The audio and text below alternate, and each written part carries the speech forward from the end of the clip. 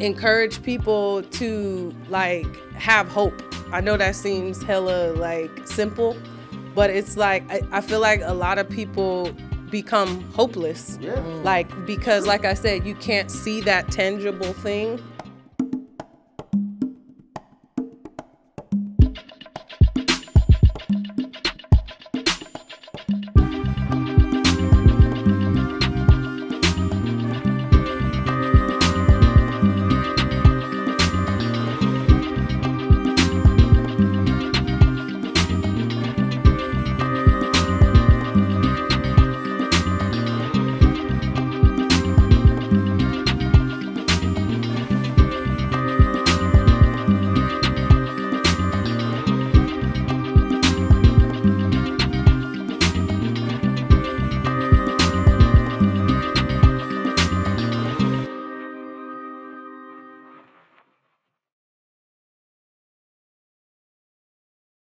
Good morning, everybody. We are 100 Years Enterprise. My name is Fahim. I'm Patrick. And again, we're introducing season 6, Consequences of the Street Life. But this season is going to be a little different. As you see, our guest is in the middle. We're about to have a nice conversation with our guests. Yeah, this is season 6 again. Like he said, it's going to be a conversational piece. I'm going to let Fahim give her the wonderful introduction. This is someone who's very, very close to us, seeing our growth, and I just can't wait to hear what she got to say. That's right. Many people already know her, but before I say her name, I want to read something. This is real great. She's a certified resilience and mental wellness practitioner, author, advocate for represented groups with a focus on digital media literacy, spectrum thinking, and social economic opportunity development. Her work embodies a commitment to fostering hope, healing, and anti-fragility. She earned her BA in Ethnic Studies, Black Studies, a minor in Genders and Sexualities in Communities of Color, followed by a Master's of Arts degree in Communication from California State University, East Bay, utilizing Afrofuturism, art, and education. Let's welcome Miss Reina Robinson to the show. Reina, Well, thank how you for doing? the invite. Yes. Absolutely. Well, it was long overdue. If we knew 2026, it was a must. We've been through a lot. We learned a lot, but we here today. Holla back. Absolutely. Patrick, you got something for Reina? I just want to say again, man, I'm really, really humbled by her presence because in my humble beginnings, I know we're going to go through this ride, but I want to say personally to you that, yeah, you dope. Because, some things, when I was trying to learn some things, you helped me along the way. Just the little things, just like tighten up here, tighten up there, look at this, look at that. So, I'm going to allow you to jump in here, but I want to say this is going to be a great conversation. I can feel it, the energy, and I want to pay homage to you in respect to just knowing I know the person you are and what you did for us, you know what I mean, with this banner, how far we come and how that humble beginning, how that all started is powerful. So I'm going to let you have the floor, again, introduce yourself and, man, call it how you see it. Well, thank you. Absolutely. Well, I'm Reina Robinson. Don't know how to follow up the intro. That's why I said my bio. I consider myself a growing and developing human. There's always so much to learn. And yeah, I'm happy to be here. Thank you. Yeah. And we happy to have you. Reina, you've been doing so much in the community, especially for the the unrepresented community. But before we go there, and we constantly stay on this theme of consequences of the street life, I told you a long time ago how you felt about coming. You're like, Fahim, when the time is ready. And it's all about being able to highlight different people, talk about different things, and giving people a good, clear understanding and perspective with the insight of who we are and where we come from. With that being said, you grew up in Vallejo. Mm-hmm. What part of Vallejo? So I grew up. So we'll take it back. So my parents are. My father was from Vallejo. So both his mother and his father's side from Vallejo, from Floyd Terrace, which they later moved to Lofus. Okay. So Lofus Place, 244 Lofus always has my heart. All right. And also the Country Club Crest. Three C's down. Yes, which All is right. where, like I said, my father's family is from.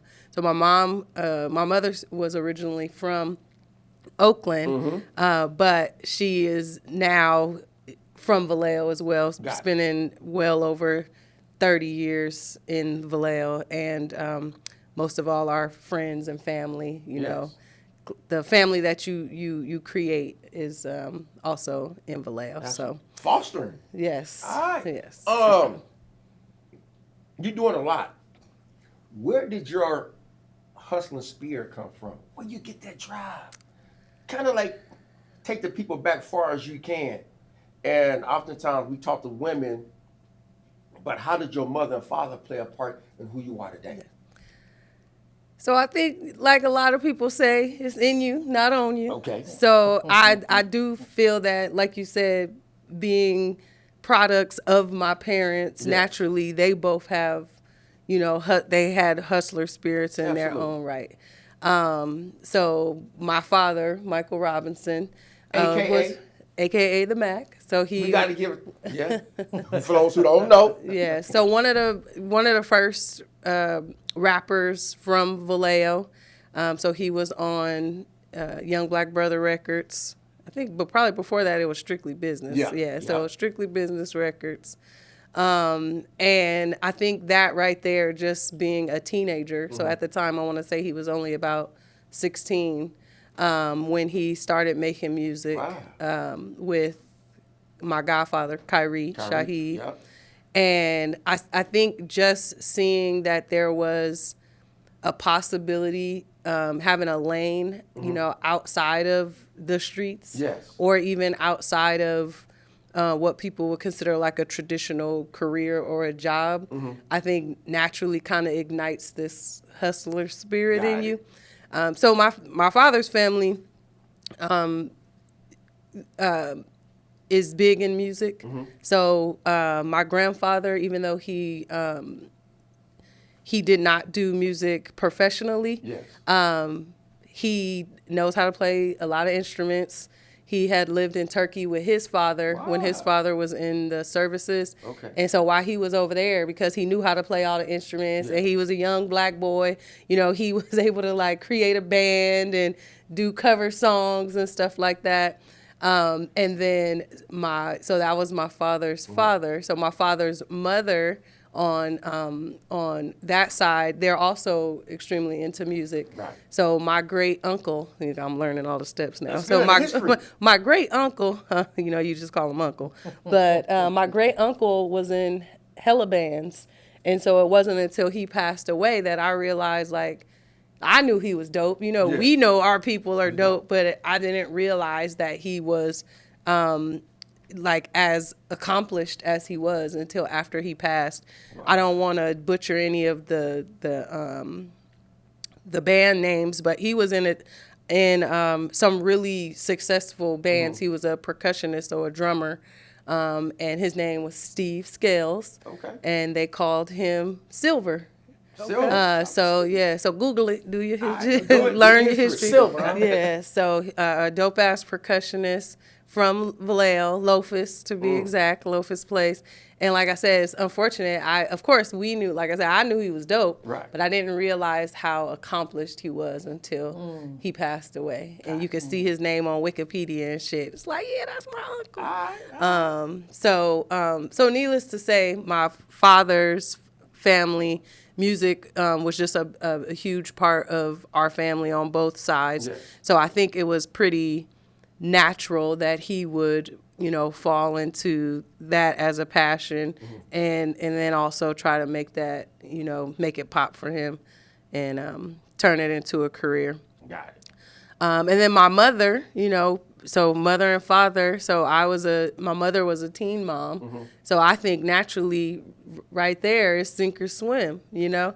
And my mom always been a hustler. Yes. She held it down since the beginning.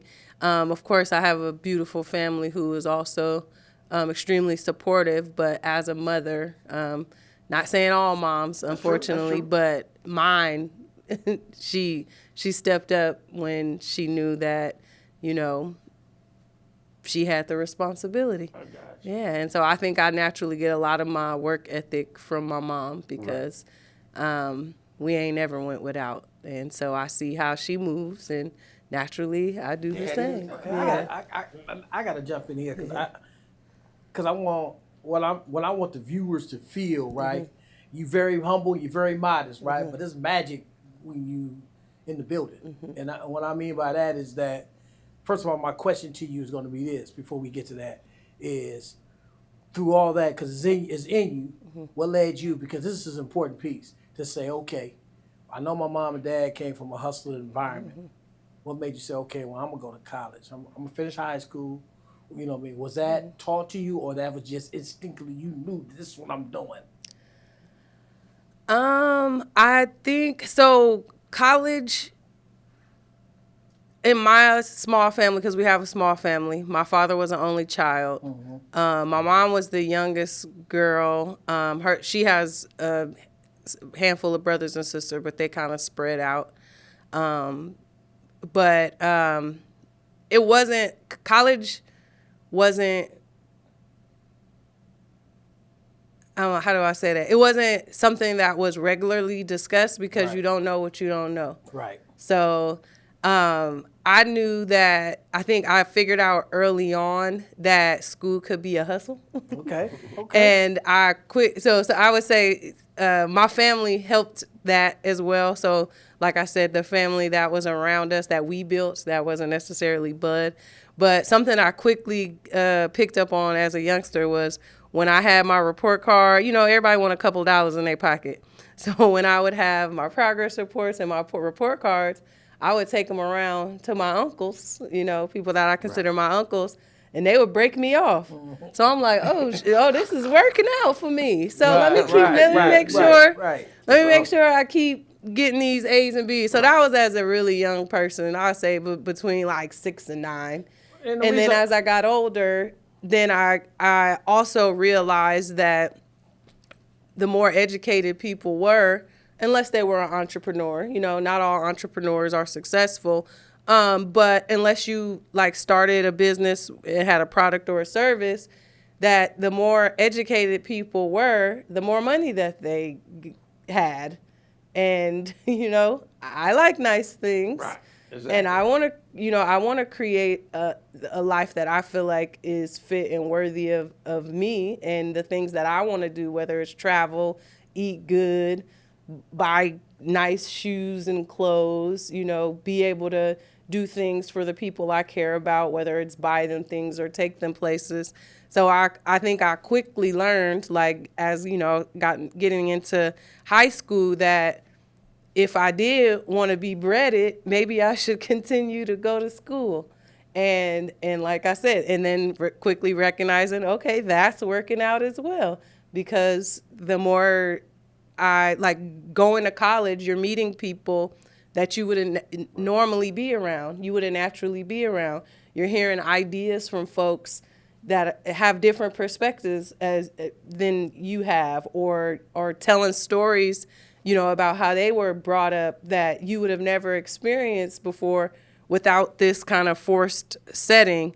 And I think that was extremely, like, that made me even more curious.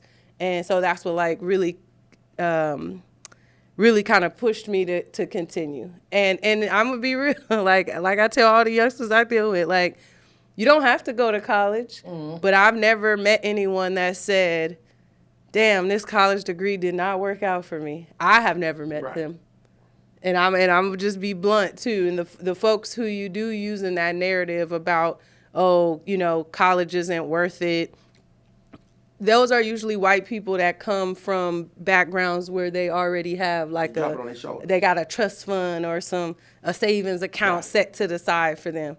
So, like, when I do hear people speak like that, like, and college ain't for everybody. You know, you can go into a trade. Like I said, you can become an entrepreneur. Mm-hmm. Like, I am a huge supporter of entrepreneurs because, yeah, if you have that drive and you have that motivation, hell yeah, you could do it on your own, you know? The reason why I say that to you is because I watched you when we was in juvenile hall.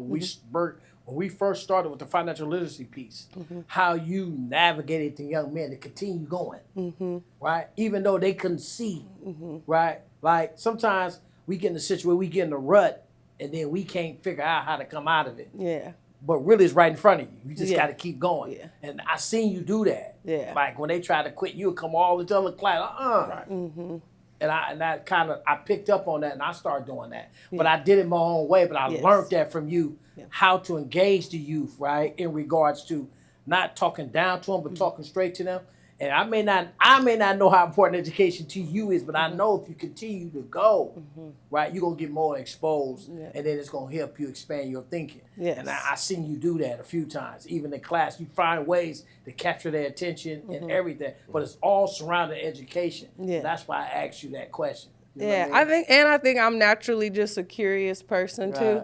and I feel like my curiosity has like brought me so many blessings, and has, to you said, like what you said, just opened up like worlds that I never knew existed, just because I either asked a question or I listened to someone that maybe didn't look like me or I wouldn't usually have a conversation with. And in terms of like young people, I feel like it's easy. Yeah, like you can't see over the mountain when you're 17 or 18. Like you literally live in life day by day. You can't Right. barely think past Real. next week or next month. So when someone's telling you to hold out for something for a year, 2 years, 3 years, you like, hell no, I'm gonna go bust that lick and get that right now, you know. But I feel like it's extremely important for people to share and just be honest about like your journey, but also encourage people to like have hope. I know that seems hella like simple, but it's like I feel like a lot of people become hopeless. Yeah. Like because like I said, you can't see that tangible thing. But it's when you have that faithfulness and are a hopeful person that it's a mind shift, and then you recognize that everything you need you already got, as long as you continue to put one foot in front of the other. And so yeah, it's really, I feel like God put me on this earth to basically continue to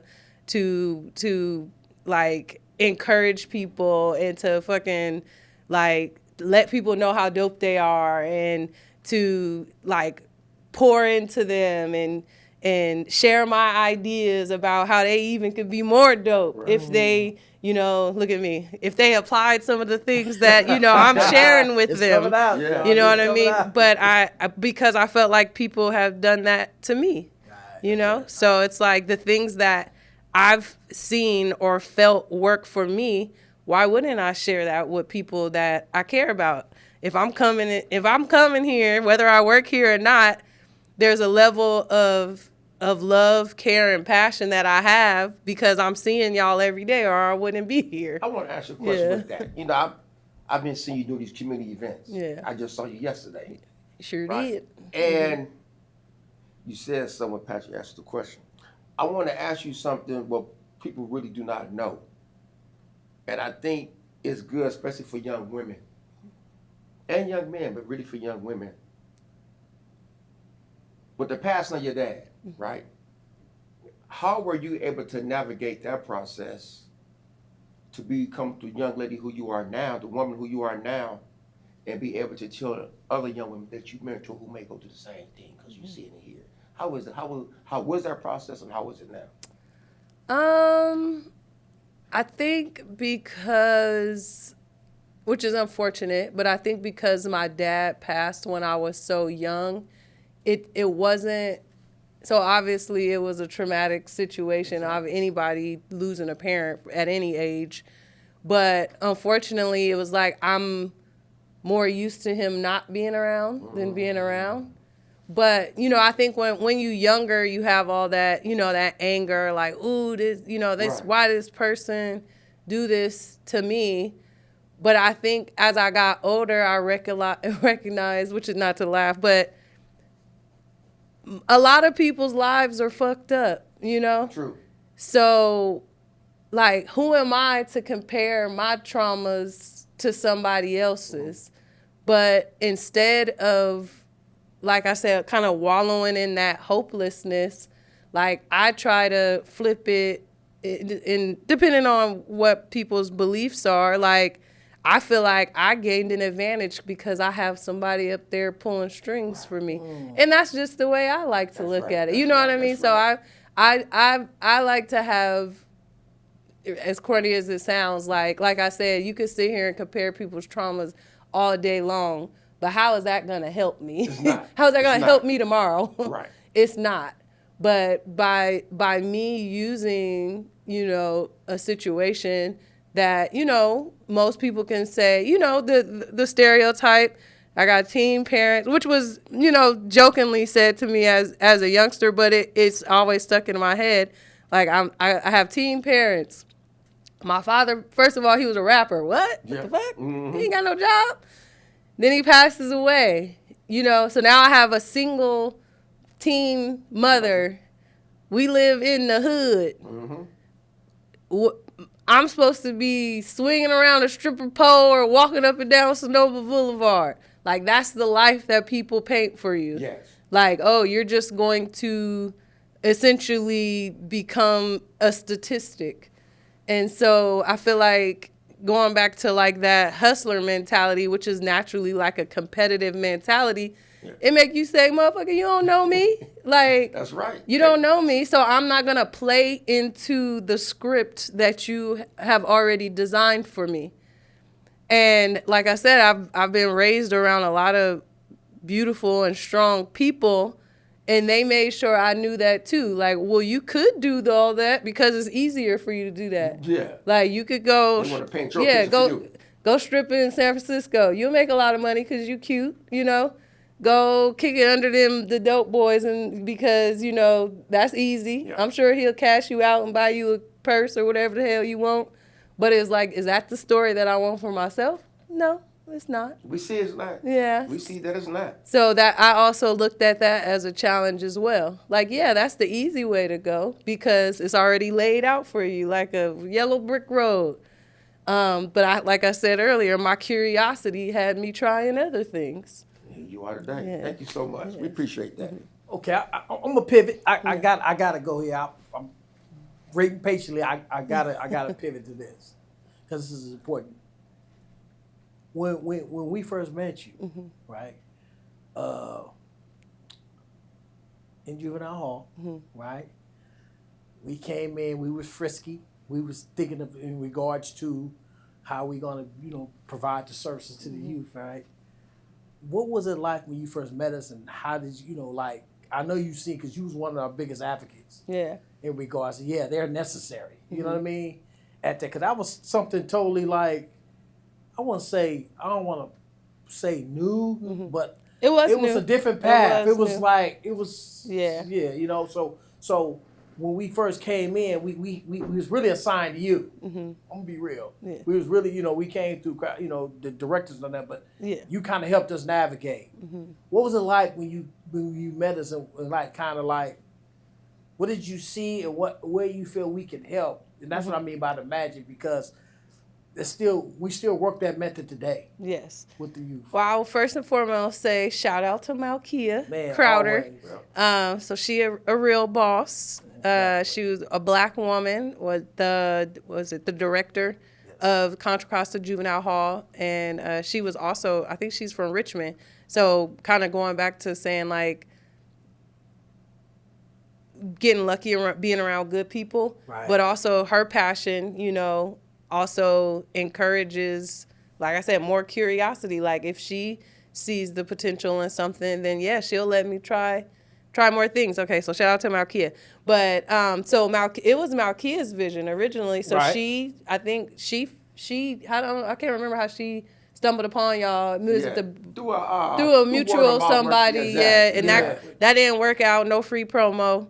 But so that situation didn't work out, but Malkia was like, I still feel like we could do something with them. And that's kind of when I was like, well, yeah, let's try these other things out. Let's try So I know that I think when you guys first came in, you were supporting with the financial literacy originally. Absolutely. And so I feel like, so just anybody who knows the landscape of like probation and like the juvenile justice system, like just like anything else in the world, like there are trends, there are like, what is it?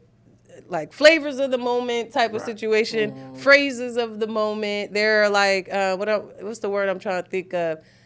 Just like different frameworks people choose, and up until you guys came, like what most people call like lived experienced or credible messengers was not looked at as like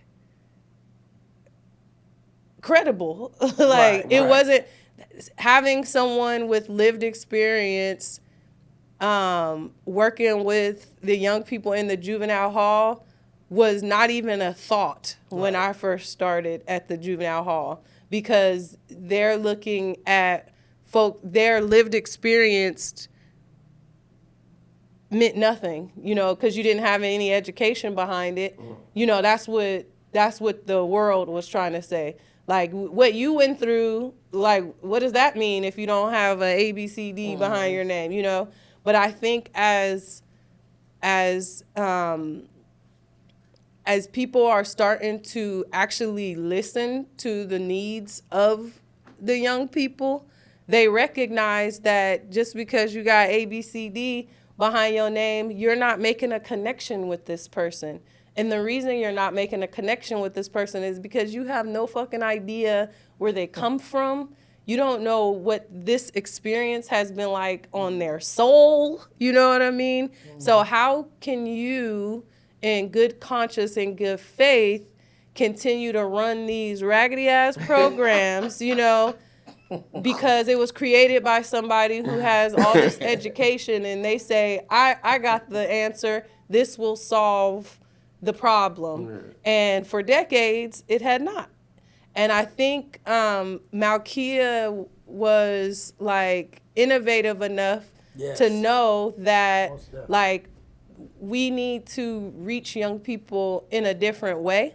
And I was in 100% alignment and agreement. And so when I see someone, or when I see something program, someone like y'all who I feel like were there because of y'all heart, then of course, like I said, I feel like I was put on this earth to big people up, like to show people. And you know what? that- And not to cut you off, but to big people up. Thank you so much. Stay with that theme, but we also got something for you. You keep on talking to Pat. So I just want to say, to you, like really, that was very, very, very important to me. I think for the first time, I was really accepted for who I am in regards to just all the baggage that we carry. Oh, thank you. Oh, you sweet. So, Susan, what I say? From the soul, huh? So you didn't even know it. So I know Fahim ain't gonna chime in, but I'm gonna say, my eyes water up a little bit because it was a moment that you connected with us, and it just worked. You made it like the connection was like, look, do this, do it. Then one time I remember all that. You remember one time we were doing the financial literacy piece, and you just backed up. You was like, y'all got it. Let them. You told me let them handle that, because you seen the responses of the youth, and that's powerful to me. You know what I mean? Because you accepted us and said this is what they need, and you made the connection. And you didn't get in the way of it. You just let it, and it flowed organically. That's what I mean. And for you to see that, you got very keen intelligence, and I admire that about you. Thank you. I do feel like that is one of my strengths, is recognizing what other people's strengths are. Right. And like, I love building dope ass teams, as you can see with Center for Urban Excellence. So, but I feel like that is one of my superpowers, is like seeing like, oh wow, like you are great with building relationships, or you're amazing at explaining something in a way that everybody can understand, or you do great leading from Right behind. there, You right know what there, I right mean? there. Raina, Yeah. Raina. Center for Urban Excellence. I saw you within the last 3 weeks. I say 4 weeks at the most. Resilience, leadership, perfection, you being the CEO. I saw you out there sitting up before the majority of your team. You don't see many CEOs doing that. I saw you at the Vallejo waterfront setting up, right? And I saw you yesterday when I came through, you had all I saw your team was there, but I saw you many events. That's something we need to be shared and really spoke on from a woman's perspective.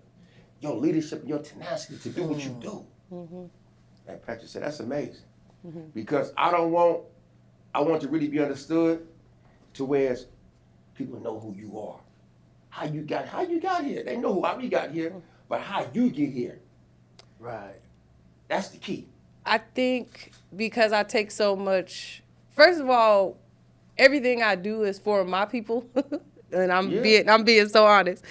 All my people, I make sure I connect them to our programs, make sure they are part of our events. Absolutely. You know, like you said, we did the backpack drive Yeah. at the Crest Park. So I feel connected to most of the people there. Like I know either their parents know me, Right. I know their grandma, all that stuff, So naturally, I do feel a responsibility to provide them with the best that I can, because that's how I was raised.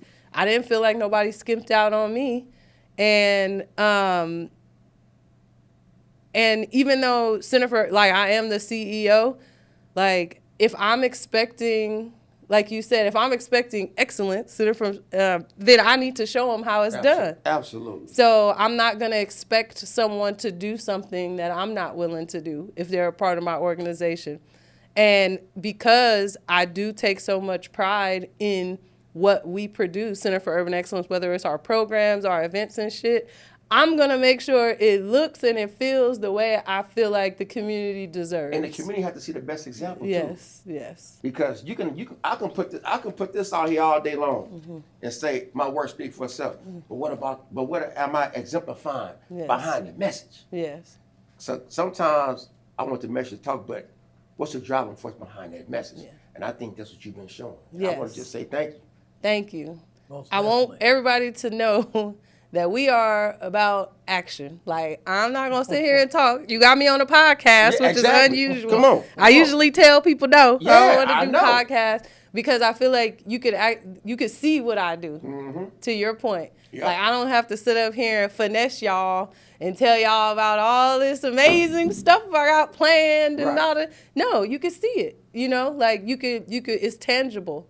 Or you can hear from the young people that, I'm going to say his name, Nakari. You can hear from the young people, that have been connected to our programs and are using us as a stepping stone to their greatness. For the viewers, tell everybody in brief, who is Nakari and what is he doing with you? So Nakari is a wonderful young human that we met while he was incarcerated. Yep. And while he was incarcerated, Center for Urban Excellence hired him as our junior accountant. So most people like, what the hell? Like, you hired somebody who locked up to be fiddling in your money? Yeah. I'm like, how else are we going to figure out if he trustworthy or not? How else are we going to figure it out? Somebody got to do Give it. him a chance. Yeah, and he's been doing amazing. Yes. So, and since his release, he has been coming on site and still doing amazing. And he's going off to a dope college, a UC somewhere, and he's going to still be working with Center for Urban Excellence. Absolutely. Shout out. But I prefer to do. Like, so many people talk. So I'll rather show you than to than to paint a picture with my words. I'd rather show you. Well, you Yeah, got true. that taken care of, right? But it's our job Yeah. to highlight the truth, right? And so you deserve every word to come out of our mouth about who you are, because I appreciate I'm not it. putting nothing out there that ain't, you know what I mean? So I mean, it's you deserve that. I mean, I know you can walk out and say, you know, I ain't known that, but still, you recognize. I appreciate it. And I admire that. I know what impact you did for us. I'd be a fool not to sit up here and tell you how powerful that was. For It real. always helped us with our first contract. Yep. A good one too. A good one. And you, man, look, We here man. today. Right. So I'm just gonna say, you know, man, Reina, man, listen, continue to put a smile in the community's faces, because I know you are a shining star. You are. I know the impact that you make. Cause I'm saying, I'm speaking for myself if I am. So I know if you out in that community, what you did for us, and I'm seeing you in coming and passing, just a constant heartbeat of you. Oh my God. So, you know, I just want to, you know, pay homage to you and respect. You know, let you know that I admire everything about you. The way you walk, the way you carry yourself. It's always been professional. You never raise your tone. You know, you'll let a cat know on the side, hey, man, I'll F you up. If you need. But it's going to be done in a professional manner. Right. And that's what I'm saying. The magic is where that came from. You see what I'm saying? So you gained that, man, respect from me. And I admire that in you. I So appreciate it. Thank sure. you. Yes, yes. How do you continue to brush off all the hate? How you do that? Damn. It's To not. brush off the hate. Yeah, because That's- you hear the That was narratives big. and all Yes. that. Just, come on, we know. That's why shit in the middle we having a conversation. How do you just brush it off your shoulders? Because That's people a need to very know that. interesting concept, and not to sound like I feel like I am bigger than anything, but at the same time, I notice like when you looking at stuff from the outside, which is really unfortunate, is it's like a crab in a barrel Right. mentality. But I don't want what's in that barrel, so I don't even need to pay it no mind, you know? And I think naturally, like, I be around people who enjoy being around me. Like, Ooh. I do business with people that that, like you said, are professional, have equal or equivalent work ethic Yes. as me. Like, I'm not carrying no motherfuckers.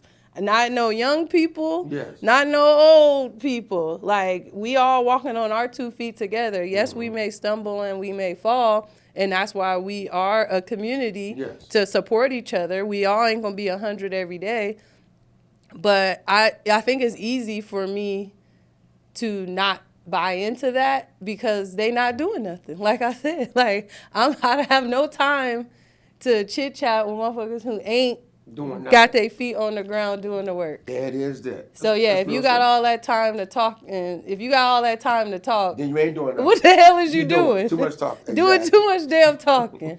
Too much talking. But people feed into that. It's entertaining. You Yeah, know, some it people, is. you want to join the gossip rumor mill every now and again, see what people are talking about. True. But yeah, I think it's easy for me to leave that alone. It's so much other great stuff to Oh, do. it's a lot, and you It's so doing it much too. beauty in the world. It's so many people to meet. It's so much dope contracts we need to be going Yeah, after. exactly. We got some grants we need to be Let's writing. put them together. Right. We ain't got Let's time stay to be teaming Most up and making definitely. it happen. Yeah, Yeah. we definitely need to pay attention to it. Exactly. That's If it right. don't make no sense, if it don't make Yeah. sense, it ain't making no sense. You know what I mean? The haters are entertaining. They though. are. But that's you know, all it is. And I It's gotta say, you know, entertaining. I don't really.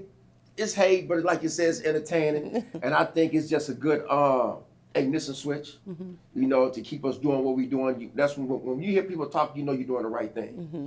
You know, and again, it's a shout out. And I learned about this plant called the succulent about a year ago at Rise of Sun. Mm-hmm. These things last a long time. You heard about a succulent? You know I these love plants. Yeah, succulents. Oh, okay, yes. yes. So you know they strong and they real firm, right? And they're resilient.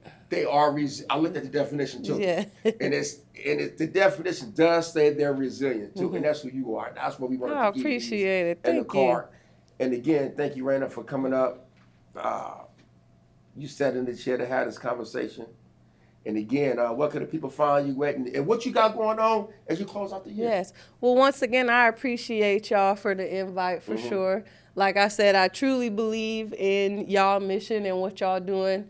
And I feel like people who have the heart and the passion to, be willing to be vulnerable and, and use their lived experience to help pull somebody else up. Like, that's literally doing God's work, like that, for sure. Absolutely. So thank y'all. But you can find me at centerforurbanexcellence.org.